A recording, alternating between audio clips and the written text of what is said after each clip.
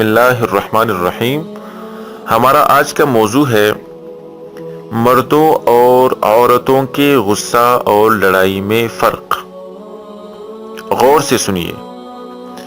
مردوں کے مزاج میں حرارت ہوتی ہے، اس وجہ سے ان کی ناراضگی اور غصہ کا اثر مارنے، پیٹنے، چلانے وغیرہ کی صورت میں ظاہر ہو جاتا ہے، اور عورتوں کی فطرت میں حیا رکھی گئی ہے، اس واسطے ناراضگی کا اثر بھی ظاہر نہیں ہوتا، ورنہ حقیقت ناراضگی میں عورتیں مردوں سے کچھ کم نہیں بلکہ زیادہ ہے۔ بس ان کو ایسے موقع پر بھی غصہ آ جاتا ہے جہاں مردوں کو نہیں آتا، کیونکہ ان کی عقل میں نقصان ہے، تو ان کے غصہ کے مواقع بھی زیادہ ہیں۔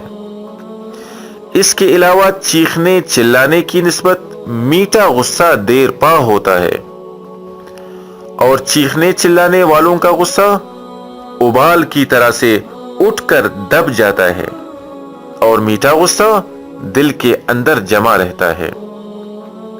بس مردوں کا غصہ جوشیلا اور عورتوں کا غصہ میٹھا ہے۔ اللہ پاک ہم سب کی حفاظت فرمائے۔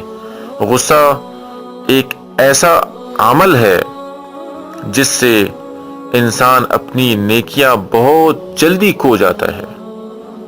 اللہ پاک ہم سب کی حفاظت فرمائے۔ وآخر دعوانا ان الحمد للہ رب العالمین۔